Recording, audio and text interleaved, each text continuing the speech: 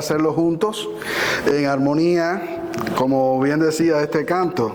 Haznos uno, Señor, como tú y el Padre son uno, que así todos los que somos parte del reino, especialmente de la iglesia Aposento Alto de Brandon, que podamos en realidad vernos como un solo cuerpo, como una sola familia, como pueblo de Dios que somos redimidos por la sangre de nuestro Señor y Salvador Jesucristo, el cual vino a este mundo para precisamente ofrecer el sacrificio sustituto en nuestro lugar en la cruz del Calvario, y de esa manera pues poder redimirnos y asegurarnos el cielo, pero mientras llegamos allá también las condiciones necesarias para poder estar en esta tierra y ser fieles hasta que Él venga por nosotros o nos llame a su presencia. Amados hermanos, el título del mensaje de hoy se llama La marca del reino.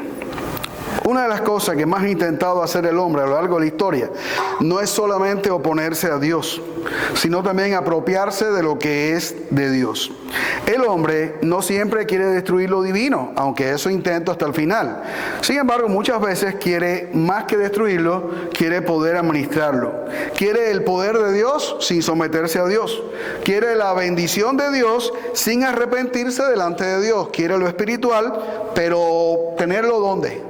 Bajo su control, bajo su dominio. Y esto no es nada nuevo. Balaam, aquel a quien una mula en su desatino tuvo que hablarle para ver si se paralizaba de ir a servir al enemigo en vez de glorificar el nombre de Dios, cometió este error. Quiso usar lo espiritual para sacar ganancia personal. Y Jesse, aquel siervo de Eliseo, pues también, cuando Naamán fue curado allí en aquel río donde no quería meterse porque era un río muy cochino, como era el río Jordán, le dijo Eliseo: zambúllete 7 veces y tú vas a ver que te vas a curar. Y Naamán, después de tanto trabajo y de tanto rechazar, dijo: ok, si tú lo dices, lo voy a hacer para ver si esto funciona. Funcionó y Naamán regresó a su tierra ya curado, pero en el camino Eliseo no quiso ningún pago, nada de eso, porque el don de Dios no se compra ni se vende. Pero Jesse dijo: esta es mi oportunidad.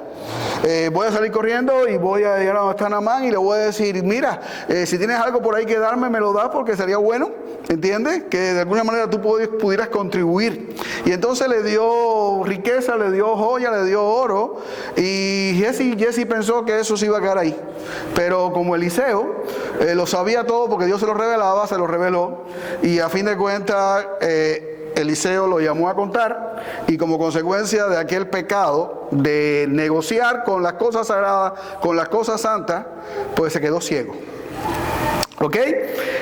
En fin, estamos en el mundo real, y en el mundo real esas cosas suceden. En Hechos vamos a encontrar algo más peligroso. Alguien que se acerca al Evangelio con la intención de sacar partido de lo que Dios está haciendo.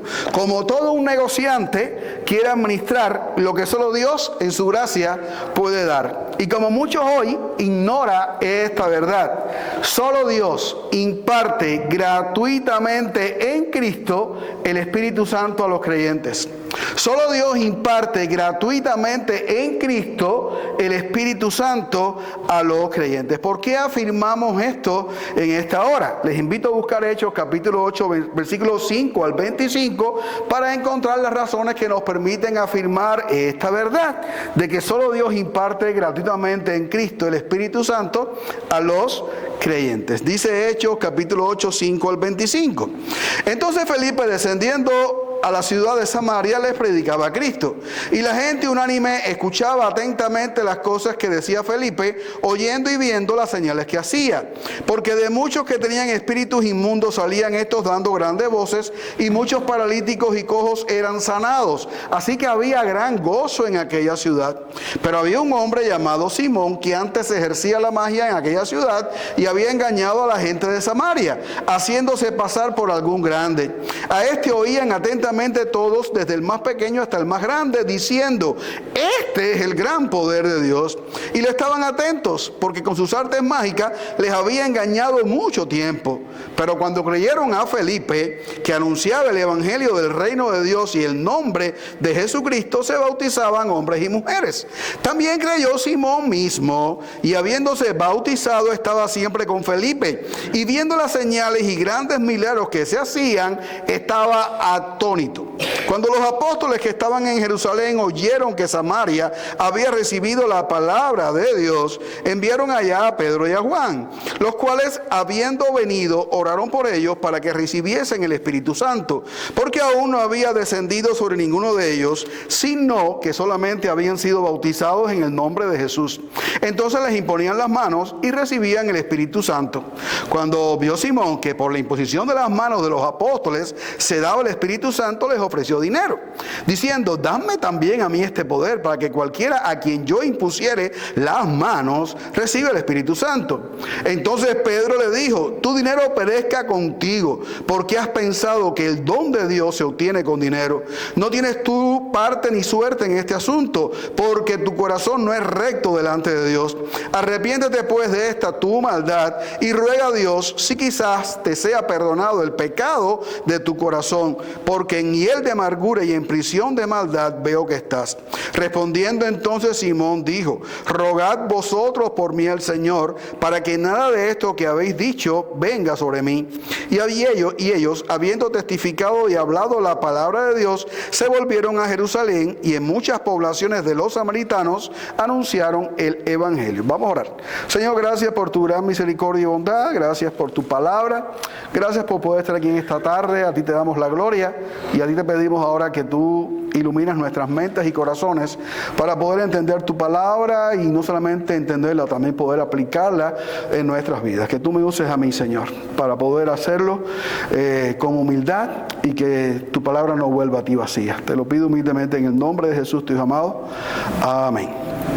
Así que solo Dios imparte gratuitamente en Cristo el Espíritu Santo a los creyentes.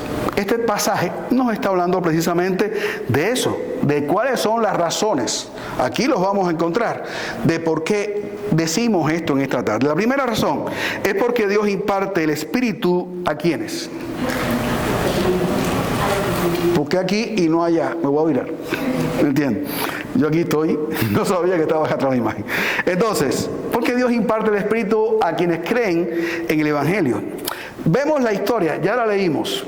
Ya usted seguramente la llevó en la casa, porque como cristianos obedientes, fieles, dispuestos y diligentes que somos, sabemos que estamos predicando hechos consecutivamente.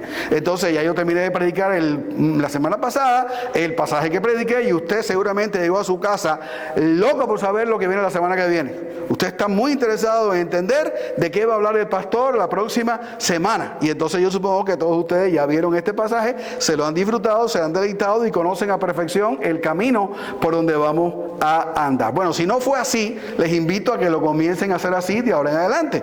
Que usted no ande perdido aquí en la iglesia, y mucho menos en la palabra. Que usted pueda alimentarse antes de llegar aquí de lo que vamos a estar diciendo. Ya vemos entonces que Felipe ha descendido a Samaria. ¿Y qué hace Felipe?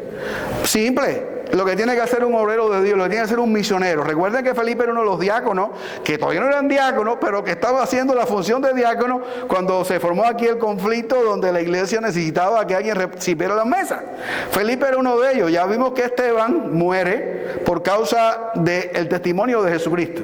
Y ahora Felipe huye y llega a Samaria. Y va a hacer en Samaria lo que él tiene que hacer, predicar a Cristo. El texto es intencional. No dice que predica milagros, no dice que está compartiendo sus experiencias, ni está transmitiendo simplemente emociones. Está predicando a Cristo. Porque el Evangelio, recuérdelo bien clarito, es poder de Dios para salvación a todo aquel que cree. No es poder en sí mismo, es poder a través de un nombre, el nombre que es sobre todo nombre. ¿Qué pasa en Samaria entonces? La gente oye, la gente ve, se convierten en testigos y beneficiarios del poder que Dios ha manifestado a través de Felipe, porque se sanan cojos y paralíticos y hay un tremendo entusiasmo en la ciudad por todas las cosas que estaban aconteciendo. Era una bendición tener a Felipe allí. Pero el texto introduce una tensión. Si usted va al versículo que sigue a toda esta atmósfera, que es el 5, dice en el 8, dice en el 9 que había un hombre llamado, ¿cómo? Simón. Un hombre llamado Simón. Simón era un hombre con un pasado, como son todos los hombres y todas las mujeres. Nadie nació siendo cristiano. Nadie llegó a la iglesia del vientre de la madre. Todos tenemos un pasado. Aun cuando usted tal vez haya nacido en el banco del templo, usted tiene un pasado porque hubo un día en que usted tuvo que reconocerse pecador y arrepentirse y entregar su vida al Señor. Eso lo hablaba en la clase, ahorita me preguntaron. Entonces, por lo tanto, todos tenemos un pasado. Y Simón tenía un pasado, que tal vez no sea como el tuyo, pero es un pasado. Era un hombre que practicaba, ¿qué cosa? La brujería, la magia. Había engañado a la gente por mucho tiempo, porque eso es lo que hace un brujero, un mago, un adivino, un encantador, ¿cómo le dicen aquí en los Estados Unidos? ¿Cómo le dicen? ¿Verdad que ustedes no saben nada de eso?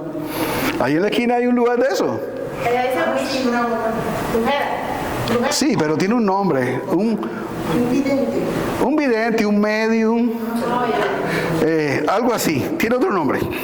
Entonces, la gente decía de este hombre que era el gran poder de Dios, porque Satanás lo usaba para hacer prodigios también y señales.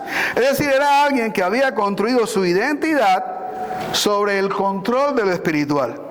Pero cuando Felipe predica y la gente cree y se bautiza, Simón también dice el texto que cree y es bautizado. ¿Y está con quién? Está con Felipe. Allí está, donde estaba Felipe, estaba Simón. Sin embargo, el autor inspirado nos deja ver algo. ¿Qué cosa es ese algo que nos deja ver el autor de la Escritura? Dice que Simón, ¿qué hacía? Miraba. Viendo las señales y grandes milagros que se hacían, estaba ¿cómo? Estaba asombrado, estaba perplejo, estaba atónito. ¿Ok? Simón aparece en el texto, es descrito como alguien que observa, en vez de alguien que participa. ¿Usted ve la diferencia? No es lo mismo participar en el programa de la iglesia, en el culto de la iglesia. No es lo mismo venir a adorar, a servir a Dios, a concentrarse en Dios, en su rostro, en su palabra, en su poder, en su verdad, que venir a estar mirando qué cosa. Si este canta, si este cierra los ojos, si a alguien se le ve no sé qué cosa, si el otro dio la ofrenda, si no lo dio. Si en el techo hay manchas de humedad. Claudia, por favor. ¿Entiende? Usted sabe que hay gente para todo, ¿no? Bueno, el que participa, el que está entregado en la adoración, en el servicio, no anda mirando si el otro lo está haciendo o no lo está haciendo. Él está concentrado. Simón es la persona que simplemente estaba viendo, no estaba participando. Estaba de alguna manera involucrado, pero no estaba comprometido. Pero la tensión sigue en aumento. Lo que está pasando en Samaria se ha salido de control. Es ya un foco. Tiene fama. Y todo lo que está sucediendo allí llega a oído de los apóstoles en Jerusalén. Y entonces los apóstoles, al escuchar que estaba pasando todo este avivamiento espiritual en Samaria, envían a Pedro y a Juan. ¿Y qué hacen ellos? Dice el texto que habiendo llegado, oran por los hermanos para que reciban el Espíritu Santo. Y aquí surge la pregunta: ¿cómo que estos hermanos de Samaria que habían creído en Cristo y que habían sido bautizados en el nombre del Padre, del Hijo y del Espíritu Santo, aunque ahí se diga que en el nombre de Jesús, ¿ok? ¿Cómo es que ellos no tenían el Espíritu Santo? ¿Cómo es que no habían recibido el Espíritu Santo?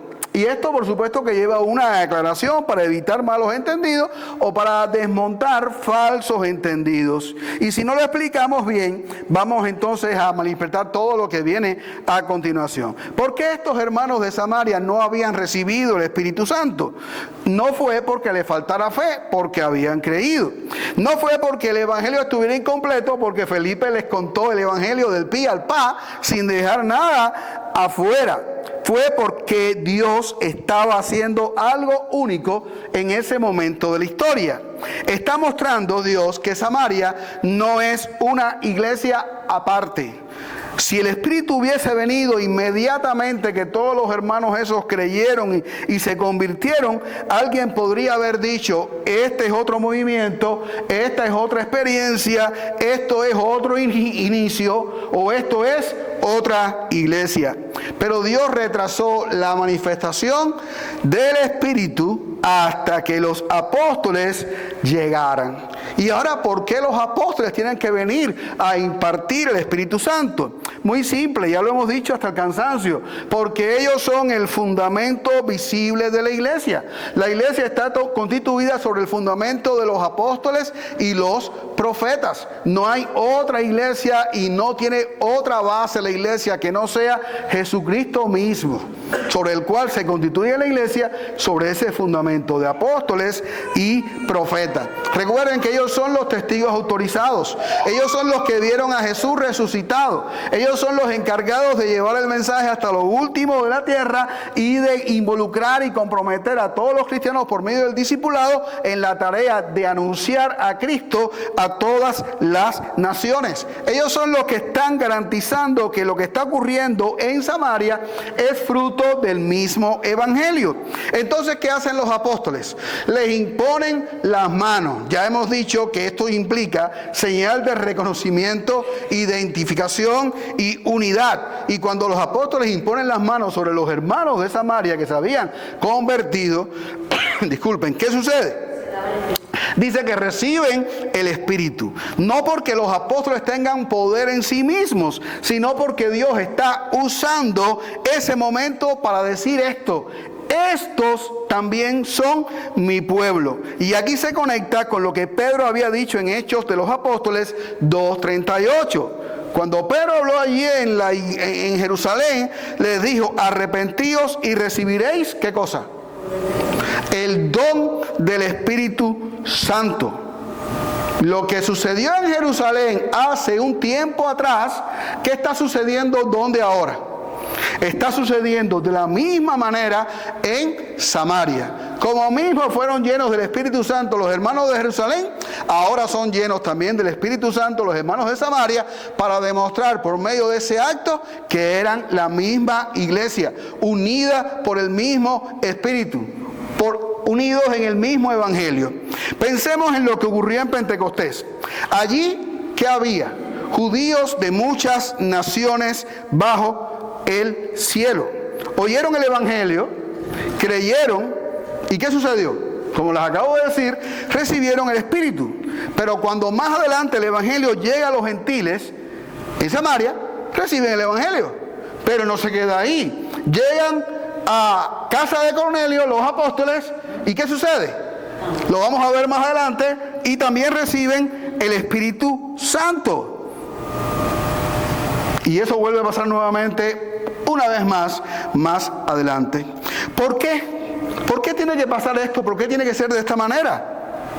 Porque nadie, o para que nadie dude que es el mismo Dios, que es el mismo evangelio y que es el mismo pueblo. Eso es lo que está ocurriendo en Samaria. Y ahí se cumple Hechos 1:8, que dice, ¿cómo? ¿Cómo dice Hechos 1:8? Y vendrá sobre vosotros el Espíritu Santo, y me seréis testigos en Jerusalén, en Judea, en Samaria, y ¿hasta dónde? Y hasta lo último de la tierra. Alguien podría decir, entonces hoy necesitamos imposición de manos para recibir el Espíritu. No, porque esto no es normativo. Esto forma parte de la fundación de la iglesia. No describe lo que siempre ocurre, sino lo que ocurrió en el momento en que Dios estaba formando y unificando su iglesia. Alguien más podría decir, entonces la experiencia del Espíritu es lo más importante. Kenny, dame una respuesta. No, tampoco. El énfasis del texto no está en la experiencia, sino ¿en quién? En el Cristo que es predicado y creído. Recuérdelo, el Espíritu no es el centro, es el testimonio de que Cristo ha sido recibido. Amado hermano, examina tu vida. ¿Estás oyendo o estás creyendo? ¿Estás observando o estás participando? El Evangelio es lo que Cristo mismo hizo y el Espíritu va a estar en ti por la gracia de Dios como la evidencia de haber creído en Cristo, no de producir una emoción. A los que creen, ¿qué hace Dios? Da su Espíritu. Esa es la marca, ese es el sello, la evidencia de ser parte de ¿qué cosa? Del cuerpo de Jesucristo, la iglesia que Él compró al precio de su sangre. Y Pablo lo dice, que habiendo creído en Él fuimos sellados con el Espíritu Santo de la promesa. La segunda razón del por qué afirmamos que Dios imparte gratuitamente en Cristo el Espíritu Santo a los creyentes. La segunda razón es esta, porque el don del Espíritu procede únicamente de Dios. Simón está observando todo y el texto dice que vio. Y esto es importante. Lucas quiere que entendamos que hubo algo visible, hubo algo claro y hubo algo evidente. Dice el versículo 18. Cuando vio Simón que por la imposición de las manos de los apóstoles se daba el Espíritu Santo, es decir, que él observó que algo sucedía en la vida de las personas, algo nuevo, algo diferente, que él tal vez a través de sus mecanismos diabólicos, de magia, de engaño, de manipulación, nunca había logrado producir. Así que por lo tanto se asombra y aunque no sabemos exactamente qué fue, sabemos que fue suficiente para que Simón intentara, ¿qué cosa? Obtenerlo. Y entonces por eso dice el texto que les ofreció dinero a los apóstoles. Dice el versículo 19, dadme también a mí este poder, para que a cualquiera a quien yo impusiera las manos reciba el Espíritu Santo. Simón no está pidiendo recibir el Espíritu. No está diciendo, óyeme, a mí no me tocó, a mí no me lo dieron, a mí no me llegó. Por favor, oren por mí para que yo también lo pueda recibir y pueda participar de este don. No. Él no está buscando comunión con Dios. Lo que pide, ¿qué cosa es? El poder de poder comunicarlo a otros, de poder transmitirlo a otros, de poder impartirlo a otras personas. Quiere estar del lado de quien administra el poder, no del lado de quien se somete a Dios.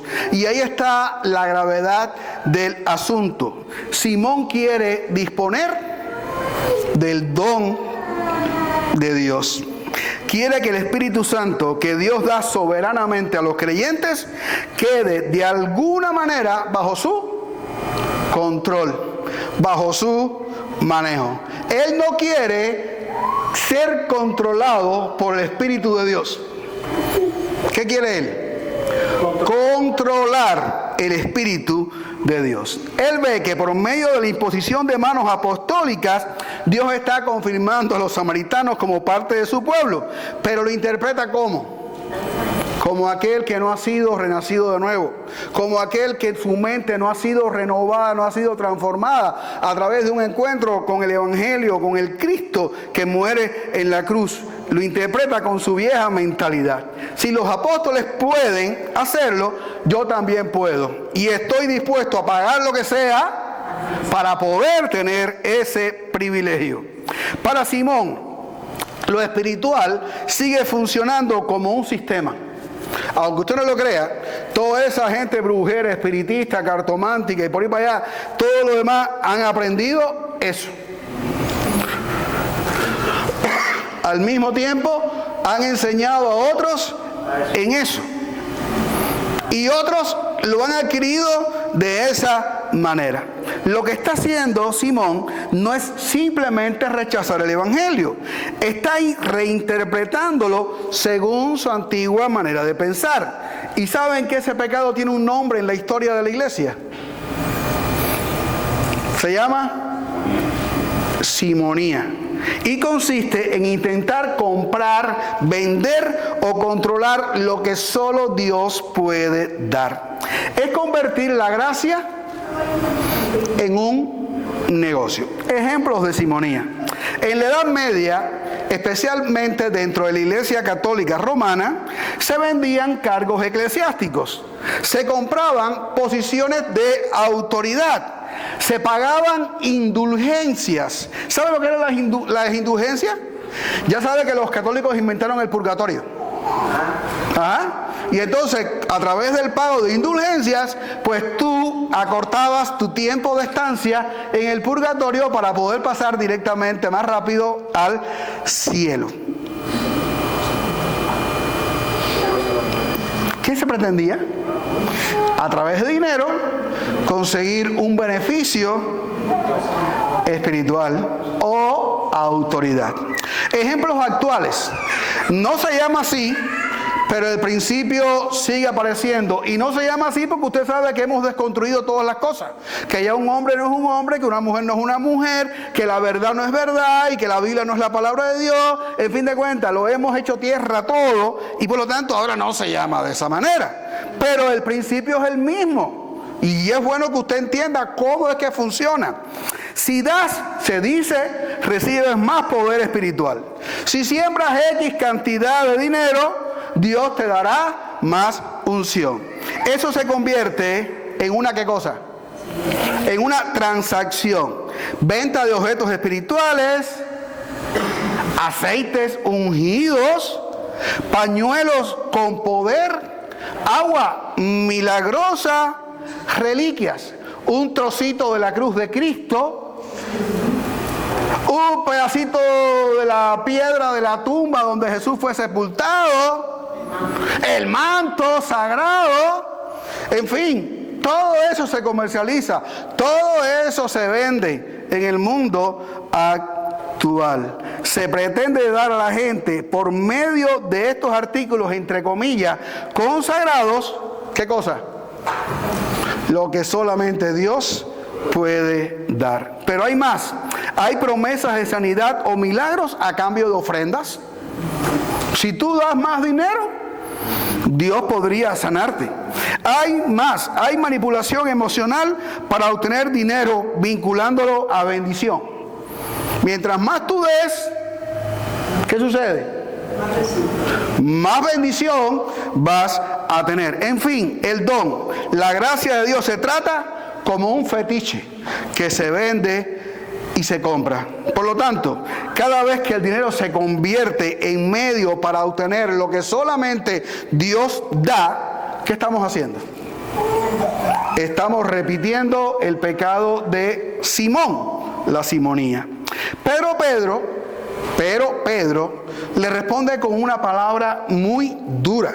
Dice que Pedro le dijo: tu dinero perezca contigo, porque has pensado que el don de Dios se puede comprar, se obtiene con dinero. ¿Por qué Pedro le habla tan fuerte a Simón? Si Simón hubiera sido miembro de esta iglesia, tal vez, oh pastor, qué duro le habló. No lo trate así, pobrecito. Él es inmaduro, él no ha entendido. No, Pedro era el pastor de la iglesia y le habló como tenía que hablarle. El problema de Simón no es que cometió un error técnico. Su petición atacó el corazón mismo del Evangelio. Pero lo dice claramente, porque has pensado que el don de Dios se obtiene ¿con qué? Con dinero. ¿Qué cosa es el Espíritu de Dios? Es la tercera persona de la Trinidad. Es Dios. Es un don. Es un regalo. Y si es un regalo, no es salario. Si es un regalo, no es un premio. Si es regalo, no es mercancía. Si es regalo, no se compra, no se vende, no se negocia y no se administra como si perteneciera al hombre. Y aquí entendemos algo. Si se puede comprar, ¿es gracia? No, no es gracia. Si se puede adquirir, ¿es regalo?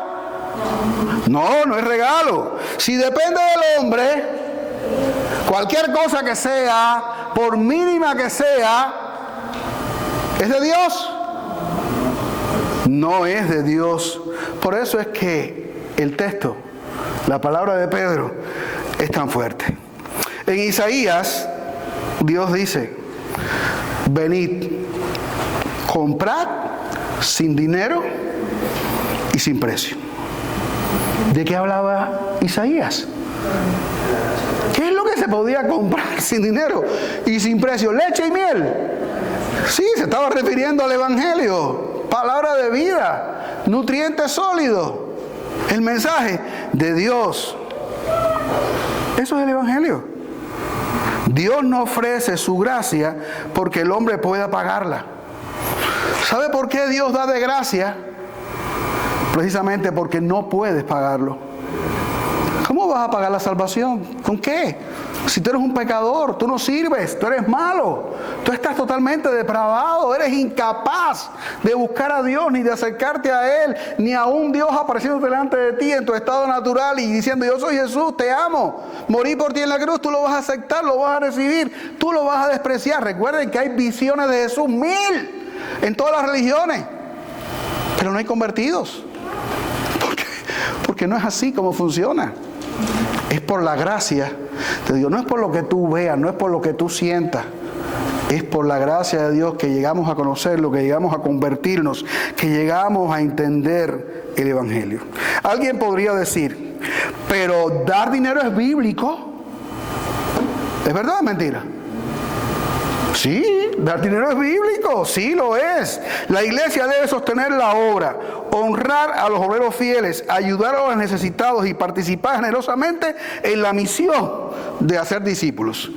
Pero una cosa es sostener la obra de Dios y otra muy distinta es intentar comprar el favor de Dios con nuestro dinero.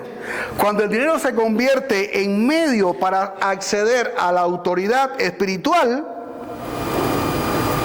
al poder espiritual, al favor espiritual o al estatus espiritual, que hemos abandonado.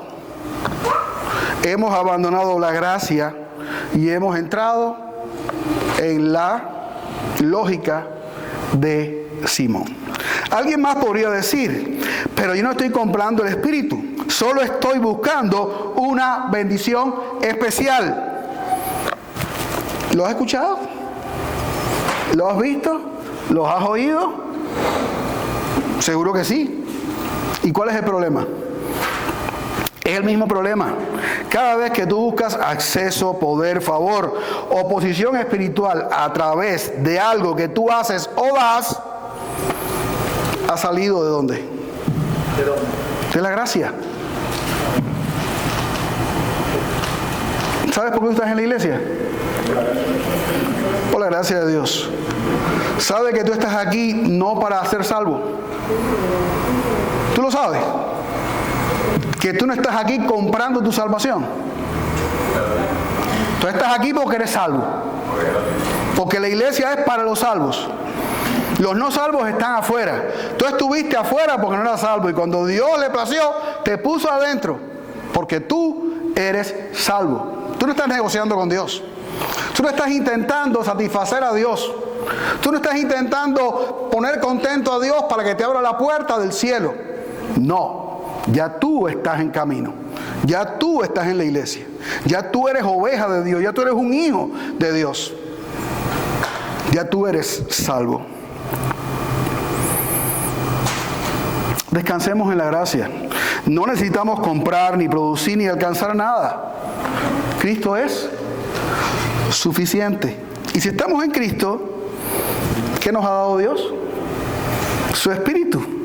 Y como dice Pablo, Dios nos lo da como por medida. Aquí está el punto. El Espíritu, recuerden que es un don de gracia. ¿De dónde procede? Únicamente de Dios. Y la gracia no se negocia. Y el que lo haga ya sabe.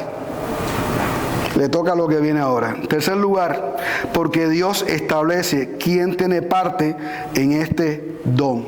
Versículo 21 al 24. No tienes tú ni parte ni suerte en este asunto, porque tu corazón, ¿cómo es? ¿Qué dice ahí?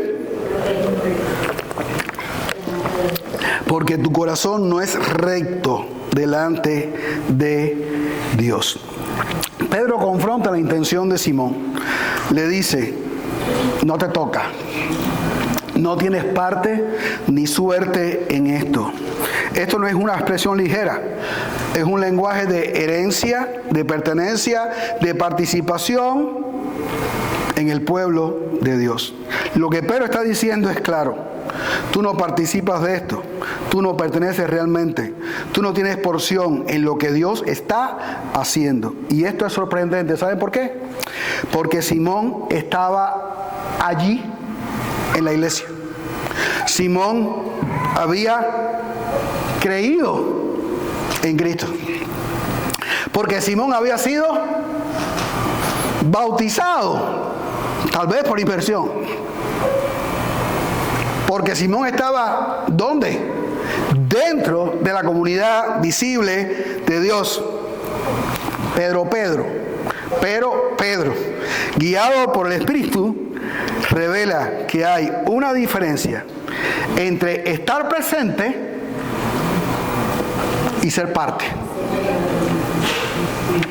La razón es contundente, porque tu corazón no es como. No es recto delante de Dios. Aquí el problema queda expuesto con total claridad. No es un problema de método, es un problema del corazón. Simón no es rechazado por ofrecer dinero en sí, sino porque este acto revela una condición muy profunda y muy terrible en su corazón. Su corazón no ha sido transformado, no ha sido regenerado, no ha sido cambiado. Y por lo tanto sigue operando con la misma lógica de control, de manipulación, de interés propio. Y eso demuestra que, aunque externamente parece haber respondido al Evangelio, ¿qué ha sucedido dentro? No ha habido cambio, no ha habido regeneración. Esto nos obliga a hacer una distinción necesaria. Hay una diferencia entre la iglesia visible y ¿cuál iglesia? Y la realidad espiritual, lo que Dios ve.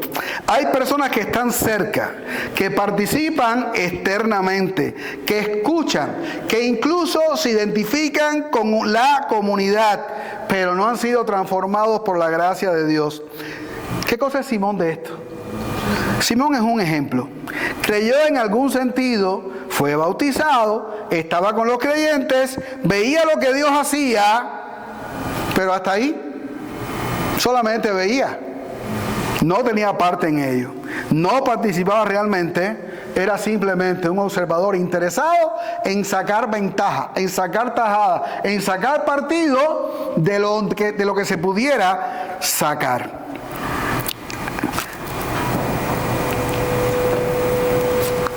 ¿Qué le dice Pedro a Simón? Arrepiéntete, arrepiéntete pues de esta tu maldad y ruega a Dios si quizás te sea perdonado el pensamiento de tu corazón, porque en hiel de amargura y en prisión de maldad veo que estás. ¿Qué le dice Pedro? Simón, te falta un detalle. Simón, tienes que dar un poco más de dinero. Simón, tienes que venir más a los cultos.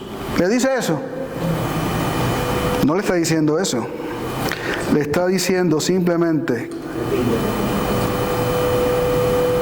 arrepiéntete. Cambia. El problema no es solamente lo que Simón dijo. No es lo que Simón hizo. El problema es lo que Simón es. Es un inconverso. Y luego le dice, porque en hiel de amargura y en prisión de maldad veo que estás. Simón no tiene libertad. Simón está en esclavitud. No está en gracia, está en pecado. No está en el reino, aunque está cerca de él. Pedro no está exagerando. Está identificando que Simón sigue siendo lo que siempre fue. En otro contexto, pero lo mismo. Un hombre dominado por el pecado, aunque ahora esté rodeado de lo espiritual. ¿Qué dijo Simón? ¿Cuál fue la respuesta de Simón a la reprensión de Pedro? Respondiendo entonces Simón dijo, rogad vosotros por mí al Señor, para que nada de esto que habéis dicho venga sobre mí. ¿Entendió? No entendió. No pidió perdón. No se arrepintió. No clamó a Dios. No se humilló, no se postró, no lloró. A consecuencia de su pecado, de su maldad, de su desatino, de su intención de corromper el Evangelio, de usar el Espíritu de Dios para sacar ventajas personales. Él no se arrepiente de eso. Él simplemente tiene temor a las consecuencias, pero no da evidencias de transformación. Sigue viendo lo espiritual como de manera indirecta, como otros lo manejan. No hay evidencia de que haya pasado de observador a qué, a participante. No es un testigo de Jesucristo. Salmo 78 dice que el pueblo estaba con Dios, pero su corazón no era recto. Simón estaba rodeado de cristianos. Pero qué triste. Él no tenía. ¿A quién? No tenía a Cristo. No basta con estar cerca. No basta con venir a escuchar. No basta con participar externamente. No basta con haber tomado decisiones visibles. La pregunta es una. ¿Y tu corazón? ¿Ha sido transformado? ¿Tienes tu parte en este asunto? ¿Tienes tu parte en este don? ¿Eres realmente parte del pueblo de Dios? ¿O simplemente estás como una mariposa dándole vuelta a un bombillo hasta que te achicharra? Esto derriba otra idea común. Algunos dicen, yo estoy en la iglesia. Eso es suficiente. Pero, ¿dónde estaba Simón? También estaba en la iglesia. Otros dicen, yo creo en Dios. Y Simón también creyó en algún sentido. Otros dicen, yo he dado pasos visibles. Simón fue bautizado. Pero ninguna de estas cosas por sí mismas garantiza que alguien tenga parte en el don de Dios. ¿Cuál es la evidencia real de una persona que tiene el Espíritu Santo? Un corazón transformado por el Evangelio. Dice la Escritura que el que está en Cristo, las cosas viejas pasaron. Y aquí todas son hechas nuevas. Esto nos lleva nuevamente al centro. El Evangelio no solo informa. ¿Qué hace el Evangelio? Transforma. No solo acerca, cambia. No solo incluye externamente, regenera internamente. Y esa es la obra, la que distingue el verdadero creyente del que solo observa. Es cuestión de amor. Tú dices que tú amas a Dios, vas a pasar de un observador a un actor comprometido por completo en lo que Dios está haciendo. Amado hermano, no te preguntes solamente si estás en el lugar correcto, sino si has respondido correctamente. No te preguntes solo si has oído el Evangelio, sino si te has rendido a Cristo. No te preguntes solo si has visto la obra de Dios, sino si esa obra está ocurriendo ¿dónde? En tu corazón, en ti. Aquí está el punto. Dios establece quién tiene parte en ese don, y solo los que han sido transformados por el Evangelio participan verdaderamente en él. ¿Cómo termina el pasaje? Dice que ellos, habiendo testificado y hablado la palabra de Dios, se volvieron a Jerusalén, y en muchas poblaciones de los samaritanos anunciaron el Evangelio. La iglesia vuelve a pasar por una prueba. La iglesia vuelve a pasar por un ataque. La iglesia vuelve nuevamente a sentirse de parte de los apóstoles, han recibido una oferta monetaria. Te voy a pagar para que me des el don, para que me des el poder, para que me des la capacidad de hacer que a quien yo le ponga las manos pueda tener el poder de Dios, pueda tener el Espíritu Santo. Pero los apóstoles no cayeron en la trampa de Simón. No negociaron la gracia. Dios los preservó. Y esto es clave, porque la simonia no es solamente un pecado personal, es una trampa que puede detener el avance del reino de Dios. Si los testigos hubiesen cedido, el evangelio se habría corrompido desde adentro. Pero no ocurrió, y por lo tanto el reino, ¿qué pasó? Siguió avanzando, unido en el mismo evangelio, con la misma fe, con un solo fundamento, con un solo espíritu y un solo Señor, para la gloria de Dios. Concluyo. Nuestro texto nos ha dejado claro que el espíritu, ¿qué cosa es? Es don, es gracia. ¿Y de dónde viene? Directamente de Dios. Pero no es el centro. ¿Cuál es el centro? El centro es Cristo. En la cruz Jesús vivió lo que nosotros no vivimos, no experimentamos. Cargó el pecado que nosotros cometimos y recibió la ira de Dios por causa de nuestras maldades. Allí, ¿qué hizo Jesús? Pagó completamente nuestra deuda delante de Dios. Y al resucitar, ¿qué aseguró Jesús para todos los que creen? Aseguró el perdón, aseguró la reconciliación y aseguró la vida eterna, una vida nueva para todos los que creen en Él. Por eso ahora Dios da su Espíritu, porque habiendo creído, porque habiendo fallecido, porque habiendo sido asesinado en la cruz, porque habiendo entregado su cuerpo en lugar de nosotros, ha sido exaltado a la diestra de Dios y ha derramado, como dijo en Pentecostés, esto que ahora ustedes veis, el Espíritu de Dios morando en el corazón de todos los que creen. Y por cuanto Cristo nos redimió de la maldición de la ley, como dice Pablo en Gálatas, a fin de que recibiésemos la promesa del Espíritu. Por eso tú tienes el Espíritu de Dios morando en tu corazón, aunque no te desmayas, aunque no te caes, aunque no hablas en lengua, aunque no empiezas a dar vuelta como un loco, como parece en muchos lugares, falsamente, Él está en ti. Y es el sello que Dios ha puesto en tu corazón de que tú eres propiedad de Él. Por esa razón, Dios da el Espíritu, porque Él lo consumó todo. Por eso es que no se compra, por eso es que es un regalo, por eso es que es gracia para todo aquel que cree. Ese paquete se llama salvación y se recibe cuando se cree en el Evangelio, que nos hace entender que lo que Cristo compró con sangre no se compra con ¿qué? No se compra con dinero.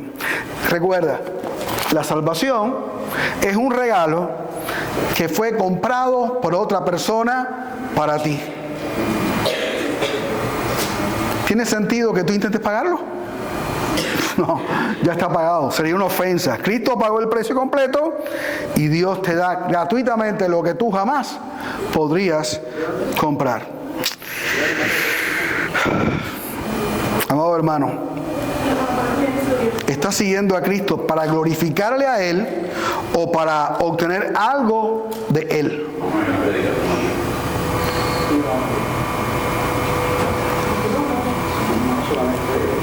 Por favor, no intentes negociar con Dios.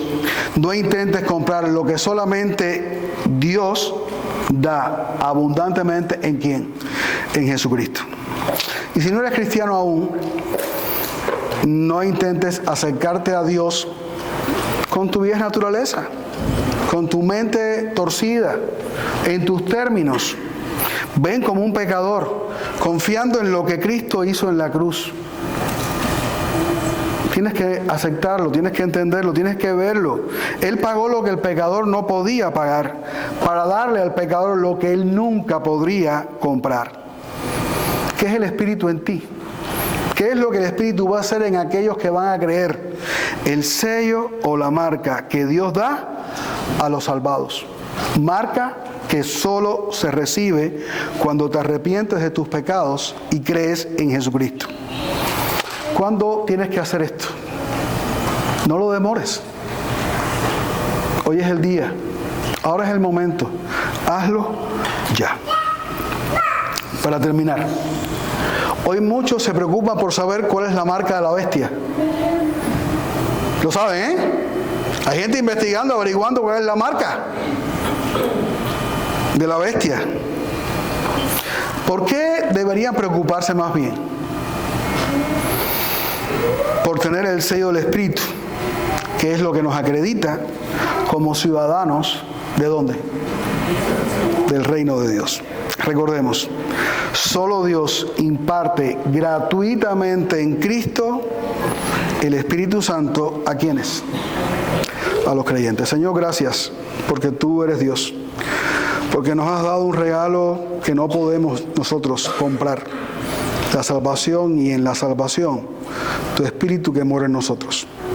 Ayúdanos a honrarte, Señor.